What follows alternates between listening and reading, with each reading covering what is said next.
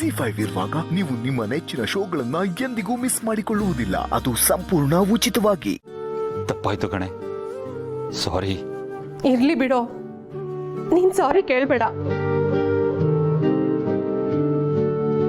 ನಾನು ನಿನ್ ಜೊತೆ ಜಗಳ ಮಾಡಿದ್ದೀನಿ, ಇನ್ಮೇಲೆ ಹೀಗ್ ಮಾಡೋದ್ ಬೇಡ. ನಮ್ಗೆ ನಮ್ಮ ಮಗಳು ಬೇಕು, ಇನ್ನೇನು ಬೇಡ.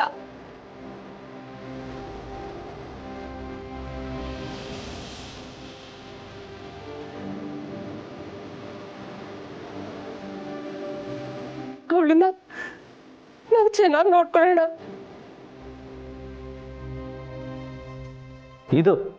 ಇದು ಪೇರೆಂಟ್ಸ್ ಅಂದರೆ. ಇನ್ನು ಮುಂದೆ ಆದರೂ ನೀವು ಹೇಳ್ದಂಗೆ ನಡ್ಕಂತ್ರಿ ಅಂತೇಳಿ ನಾನು ಅಂದ್ಕೊಂಡಿದ್ದೆ. ಕಂದ ಲಕ್ಷ್ಮಿ, ನೀನಿನ್ನು ಧೈರ್ಯವಾಗಿ ಅಪ್ಪ ಅಮ್ಮನ ಜೊತೆ ಹೋಯ್ಲ. ಲಕ್ಷ್ಮಿ, ನಿನಗೇನೇ ಪ್ರಾಬ್ಲಮ್ ಆದ್ರೂ ಶಿವು ಅಂಕಲ್ ನಂಬರ್ ಇದೆಯಲ್ಲ, ಕಾಲ್ ಮಾಡು, ನಾವೆಲ್ಲರೂ ಬರ್ತೀವಿ. ಲಕ್ಷ್ಮಿ, ಬಾರೆ ಮನೆಗೆ ಹೋಗೋಣ. ಮಗಳೇ, ಪುಟ ಬಾರೋ.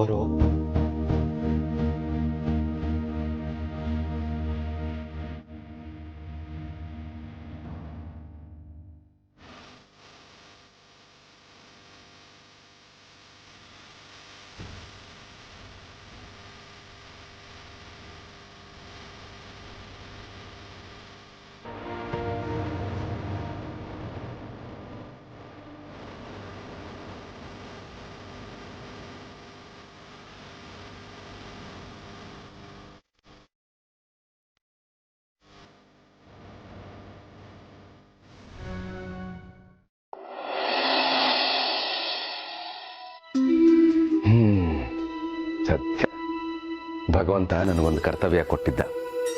ನನಗೆ ತೋಚಿದ ಮಟ್ಟಿಗೆ ಅದನ್ನು ಸಾಲ್ವ್ ಮಾಡಿದ್ದೀನಿ. ಅದರಲ್ಲಿ ಎಷ್ಟು ಸರಿ ಇತ್ತು, ಎಷ್ಟು ತಪ್ಪಿತ್ತು ನನಗಂತೂ ಗೊತ್ತಿಲ್ಲ. ಒಟ್ಟಿನಲ್ಲಿ ಆ ಮಗು ಸಮಸ್ಯೆ ಕ್ಲಿಯರ್ ಆಯ್ತಲ್ಲ, ನನಗಷ್ಟೇ ಸಾಕು. ಶಿವಪ್ರಸಾದ್, ಭಗವಂತ, ಸಮಸ್ಯೆಯನ್ನ ನೀನು ನಿಭಾಯಿಸಿದ ರೀತಿ, ಅದಕ್ಕೆ ಪ್ರತಿಕ್ರಿಯಿಸಿದ ವಿಧಾನ ಎಲ್ಲವೂ ಪ್ರಶಂಸೆಗೆ ಅರ್ಹವಾದ. ಆಹಾ ಭಗವಂತ, ನೀನು ಹೊಗಳೋದೇ ಅಪರೂಪ. ಅಂಥದ್ರಲ್ಲಿ ನೀನು ನನ್ನ ಹೊಗಳ್ತಾ ಇದೆ ಅಂದ್ರೆ ಇದಕ್ಕಿಂತ ಖುಷಿ ಬೇಕಾ? ನಾನು ನಿನಗೆ ಮೊದಲೇ ಹೇಳಿದ್ದೆ ಶಿವಪ್ರಸಾದ್, ಈ ಹೊಗಳಿಕೆ ಅನ್ನೋದು ಕೇವಲ ಕಾಲ್ಪನಿಕ, ಆದ್ರೆ ಹೇಳಿಕೆ ಅನ್ನೋದು ಸತ್ಯ. ಒಬ್ಬ ತಂದೆಯಾಗಿ ಇನ್ನೊಂದು ಮಗುವಿನ ನೋವಿಗೆ ಸ್ಪಂದಿಸಿ ಅದರ ಹೆತ್ತವರಿಗೆ ಮನವರಿಕೆ ಮಾಡಿದ ರೀತಿ ನಿಜಕ್ಕೂ ಶ್ಲಾಘನೀಯ ಶಿವಪ್ರಸಾದ್. ಇದು ಹೊಗಳಿಕೆ ಅಲ್ಲ, ಇದ್ದದ್ದನ್ನು ಇದ್ದಂತೆಯೇ ಹೇಳುವ ಹೇಳಿಕೆ. ನಿನ್ನ ಮಾತು ಕೇಳಿ ನಂಗೆ ತುಂಬಾ ಖುಷಿ ಆಯಿತು ಭಗವಂತ. ಅಲ್ಲ ಭಗವಂತ, ಮಕ್ಕಳನ್ನ ಮಾಡ್ಕೊಳ್ಳೋದು ದೊಡ್ಡದಲ್ಲ, ಆ ಮಕ್ಕಳಿಗೆ ನಾವೇನು ಸಂಸ್ಕಾರ ಕೊಡ್ತೀವಿ ಅದು ಮುಖ್ಯ ಅಂತ ನಂಬಿರೋ ನಾನು. ಪಾಪ ಲಕ್ಷ್ಮಿ ತನ್ನ ಮನೇಲಿ ಪ್ರೀತಿ ಸಿಗ್ತಿಲ್ಲ ಅಂತ ಆ ಪ್ರೀತಿನ ಹೊರಗಡೆ ಬಯಸಿ ಯಾರಾದರೂ ಅವಳನ್ನ ಮೋಸ ಮಾಡಿಬಿಟ್ಟಿದ್ರೆ, ಪುಣ್ಯಕ್ಕೆ ಆ ಥರ ಏನೂ ಆಗಲಿಲ್ಲ. ಏನೋ ಭಗವಂತ, ನನಗೆ ತೋಚಿದ್ ನಾನು ಮಾಡಿದೆ. ಎಲ್ಲದಕ್ಕೂ ನೀನೇ ಪ್ರೇರಣೆ. ಬಳ್ಳಿಗೆ ಕಾಯಿ ಭಾರವಲ್ಲ, ಹೆತ್ತವರಿಗೆ ಮಕ್ಕಳು ಭಾರವಲ್ಲ. ಆದರೆ ಮಕ್ಕಳಿಗೆ ಹೆತ್ತವರೇ ಭಾರವಾದರೆ ಬದುಕು ಘೋರವಾಗುತ್ತದೆ. ಮಣ್ಣಿಗೆ ಸಂಸ್ಕಾರ ಕೊಟ್ಟರೆ ಮಡಿಕೆಯಾಗುತ್ತದೆ, ಸಗಣಿಗೆ ಸಂಸ್ಕಾರ ಕೊಟ್ಟರೆ ವಿಭೂತಿಯಾಗುತ್ತದೆ, ಚಿನ್ನಕ್ಕೆ ಸಂಸ್ಕಾರ ಕೊಟ್ಟರೆ ಆಭರಣವಾಗುತ್ತದೆ. ಆದರೆ ಹೆತ್ತವರು ಮಕ್ಕಳಿಗೆ ಸಂಸ್ಕಾರ ಕೊಟ್ಟರೆ ಮಾತ್ರ ಮಕ್ಕಳು ಉತ್ತಮರಲ್ಲಿ ಸರ್ವೋತ್ತಮರಾಗುತ್ತಾರೆ. ಆದರೆ ಸಂಸ್ಕಾರ ಕೊಡುವ ಸಂಸಾರವೇ ಹದಗೆಟ್ಟರೆ ಮಕ್ಕಳ ಪಾಡೇನು? ಹೆಂಡತಿಯ ಮೇಲೆ ಗಂಡನ ದರ್ಪ, ಗಂಡನ ಮೇಲೆ ಹೆಂಡತಿಗೆ ಕೋಪ, ಇಬ್ಬರಲ್ಲೊಬ್ಬರು ಗೆಲ್ಲಲೇಬೇಕು. ಇಲ್ಲವಾದರೆ ಯುದ್ಧಕ್ಕೆ ವಿರಾಮವೇ ಇಲ್ಲ. ಹೆಣ್ಣು ಹೊನ್ನು ಮಣ್ಣಿಗಾಗಿ ನಡೆಯುವ ಯುದ್ಧಕ್ಕೆ ಅಂತ್ಯವಿದೆ ಶಿವಪ್ರಸಾದ್. ಆದರೆ ಅಹಂಕಾರಕ್ಕಾಗಿ ನಡೆಯುವ ಯುದ್ಧಕ್ಕೆ ಸಾವಿಲ್ಲ. ಏಕೆಂದರೆ ಮನುಷ್ಯನಿಗೆ ತನ್ನ ಜ್ಞಾನದ ಬಗ್ಗೆ ಅಹಂಕಾರವಿದೆ, ತನ್ನ ಅಹಂಕಾರದ ಬಗ್ಗೆ ಜ್ಞಾನವೇ ಇಲ್ಲ. ಈಗಲೂ ಕಾಲ ಮಿಂಚಿಲ್ಲ. ನಿಮ್ಮ ದ್ವೇಷ, ಅಸೂಯೆ, ಅಹಂಕಾರ, ಹಮ್ಮು ಬಿಮ್ಮುಗಳನ್ನು ಬಿಟ್ಟು ನಿಮಗಾಗಿ ಅಲ್ಲದಿದ್ದರೂ ನಿಮ್ಮ ಮಕ್ಕಳಿಗಾಗಿ ಒಂದಾಗಿ ಬಾಳಿ. ನಿಮ್ಮ ಮಕ್ಕಳಿಗೆ ನೀರನ್ನು ಮಾತ್ರ ಅಲ್ಲ, ನೀವಾಡೋ ಮಾತುಗಳನ್ನು ಶೋಧಿಸಿ ಆರಿಸಿಕೊಡುವುದು ಆರೋಗ್ಯಕ್ಕೆ ತುಂಬಾ ಒಳ್ಳೆಯದು. ಒಳ್ಳೆಯ ಶಾಲೆ, ಉತ್ತಮ ಸಮಾಜ, ಅತ್ಯುತ್ತಮ ಸ್ನೇಹಿತರಿಂದ ಮಾತ್ರ ಅವರ ಬೆಳವಣಿಗೆ ಸಾಧ್ಯ ಇಲ್ಲ. ಮನೆಯಲ್ಲೂ ಉತ್ತಮ ಸಂಸ್ಕಾರವಿರಬೇಕು. ಏಕೆಂದರೆ ಮನೆ ಎನ್ನುವುದು ಕೇವಲ ಕಟ್ಟಡ ಅಲ್ಲ, ಸಿಹಿ ಕಹಿಯನ್ನು ಚಿನಿಗಿಸೋ ಜೇನುಗೂಡು. ಹೆತ್ತವರು ಕೇವಲ ಪೋಷಕರಲ್ಲ, ಮಕ್ಕಳ ಬದುಕಿನ ಶಿಲ್ಪಿಗಳು.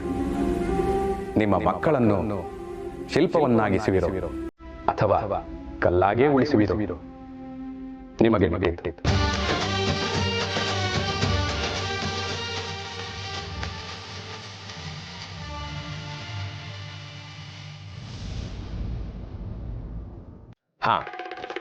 ಬಾಲಿವುಡ್ ನಟಿಗೆ ಅವಳಿ ಮಕ್ಕಳ ಜನನ, ಸಂತಸದಲ್ಲಿ ತೇಲಿದ ಕುಟುಂಬ, ತಾಯಿಯಿಂದ ಮಕ್ಕಳ ಹಸ್ತಾಂತರ. ಏನಿದು ಮ್ಯಾಟ್ರ್ ವಿಚಿತ್ರವಾಗಿದೆಯಲ್ಲ? ಓ, ಸರೋಗೇಟ್ ಮದರ್, ಬಾಡಿಗೆ ತಾಯಿ. ಹಾಯ್, ಮುಂಚೆ ಎಲ್ಲ ಆಟೋ ಮೇಲೆ ಬಾಡಿಗೆಗೆ ಅಂತ ಬರ್ದಿರೋರು ಈಗ ಅನಿವಾರ್ಯಕ್ಕೆ ಬಾಡಿಗೆ ತಾಯಿನ ಬಳಸೋ ಬದಲು ಶೋಕಿಗೆಲ್ಲ ಬಳಸ್ತಾ ಇದ್ದಾರೆ. ನೀನೇ ಕಾಪಾಡಬೇಕು ಭಗವಂತ. ರೀ, ಬೆಳಗ್ಗೆ ಪೇಪರ್ ಓದ್ತಾ ಕೂತಿದ್ದೀರಾ? ಮಾಡಕ್ ಬೇರೆ ಕೆಲಸ ಇಲ್ವಾ ನಿಮ್ಗೆ? ಹೈ, ಇದರಲ್ಲೇ ಗೊತ್ತಾಗುತ್ತೆ ನಮ್ಮ ಕಾಲ ಎಷ್ಟು ಕೆಟ್ಟೋಗಿದೆ ಅಂತ. ನಾನು ಚಿಕ್ಕ ವಯಸ್ಸಲ್ಲಿ ಬೇರೆ ಏನಾದರೂ ಕೆಲಸ ಮಾಡ್ಕೊಂಡಿದ್ರೆ ನಮ್ಮಮ್ಮ ಬಂದು, ಹೈ, ಓದೋದೇನು ಇಲ್ವೇನೋ ನಿನಗೆ, ಏನೋ ಕೆಲಸ ಮಾಡ್ಕೊಂಡು ಕೂತಿದ್ಯಾ ಹೋಗ ಅಂತ ಬೈಯೋಳು.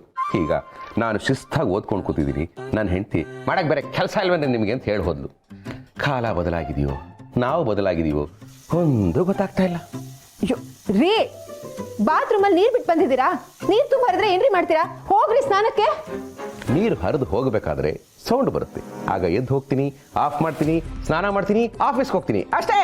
ಲೇ ಅಯೋಗ್ಯ, ಬಾತ್ರೂಮ್ನಲ್ಲಿ ಬಕೆಟಲ್ಲಿ ನೀರು ತುಂಬಿ ಹರಿದೋಗ್ತಿದ್ಯಲ್ಲೋ? ಅಷ್ಟೇನಾ? ನೀನು ಅಯೋಗ್ಯ ಅಂದಿದ್ ನೋಡಿ ನಾನೆಲ್ಲೋ ದುಡ್ಡೇ ಹರಿದೋಯ್ತು ಅನ್ಕೊಂಡೆ. ಆಫ್ಟರ್ ಆಲ್ ನೀರು ಹೋದ್ರೆ ಹೋಗ್ಲಿ ಬಿಡಪ್ಪ. ರೀ, ಏನ್ರಿ ನೀವು ನೀರಿನ ಬಗ್ಗೆ ಇಷ್ಟು ತಾತ್ಸಾರವಾಗಿ ಮಾತಾಡ್ತಿದ್ದೀರಾ? ಕಿರಿ, ಅದು ನೀರು, ಇಟ್ ಇಸ್ ಜಸ್ಟ್ ವಾಟರ್. ಪ್ರಪಂಚ ತುಂಬಾ ಬರೀ ನೀರೇ ಇರೋದು, ಅದಕ್ಕೆ ಯಾಕೆ ಇಷ್ಟೊಂದು ಬಿಲ್ಡಪ್? ಯು ಫುಲ್, ಬೋರ್ಡ್ ಓದಿಲ್ವೇನೋ? ನೀರನ್ನು ಉಳಿಸಿ, ಸೇವ್ ವಾಟರ್ ಅಂತ. ಅಪ್ಪ, ವಾಟರ್ ಹೆಂಗಪ್ಪ ವೇಸ್ಟ್ ಆಗುತ್ತೆ? ಈಗ ಹರಿದು ಹೋಗ್ತಾ ಇರೋ ನೀರು ಮೋರಿ ಸೇರ್ಕೊಳ್ಳುತ್ತೆ, ಆ ಮೋರಿ ನೀರು ಫಿಲ್ಟರ್ ಆಗಿ ನದಿನೋ ತೊರೆನೋ ಸೇರ್ಕೊಂಡು ಕಡೆಗೆ ಸಮುದ್ರ ಸೇರುತ್ತೆ, ಸಮುದ್ರದ ನೀರು ಆವಿಯಾಗಿ ಮತ್ತೆ ಮಳೆಯಾಗಿ ಇಲ್ಲಿಗೆ ಬರುತ್ತೆ. ಹಾಗಿದ್ದ ಮೇಲೆ ವಾಟರ್ ಹೇಗಪ್ಪ ವೇಸ್ಟ್ ಆಗುತ್ತೆ? ಓ ರೀ, ನಿಮ್ ಹತ್ರ ವಾದ ಮಾಡಕ್ಕಾಗಲ್ಲ. ನೀವು ಮೊದಲು ಸ್ನಾನಕ್ಕೆ ಹೋಗಿ. ಈಗ ಮಾವ, ನೀವು ನಲ್ಲಿ ಆಫ್ ಮಾಡಿ ಬಂದಿದ್ದೀರಲ್ವಾ? ನಾನೇ ಇವನ ಹಾಗೆ ಅಯೋಗ್ಯ ಅಂತ ತಿಳ್ಕೊಂಡೇನಮ್ಮ. ಅಯೋಗ್ಯನಿಗೆ ಜನ್ಮ ಕೊಟ್ಟಿರಬಹುದು, ಆದ್ರೆ ನಾನು ಬುದ್ಧಿವಂತ, ನೀರು ನಿಲ್ಸೇ ಬಂದಿದ್ದೀನಿ. ಆಫ್ಟರ್ ಆಲ್ ಒಂದು ಬಕೆಟ್ ನೀರು ಖರ್ಚಾಗಿರ್ಕೆ ಮಾವ ಸೊಸೆ ಸೇರ್ಕೊಂಡು ನನ್ನನ್ನು ರುಬ್ಬೇಕು ಅಂತ ಪ್ಲಾನ್ ಮಾಡ್ತಾ ಇದ್ದೀರಾ? ನೋ, ಅದಕ್ಕೆ ನಾನು ಆಸ್ಪದ ಕೊಡೋದಿಲ್ಲ. ಆಫೀಸ್ಗೆ ಹೋಗ್ಬೇಕಾದ್ರೆ ನಾನು ಮೂಡ್ ಆಫ್ ಆಗ್ಬಿಡುತ್ತೆ.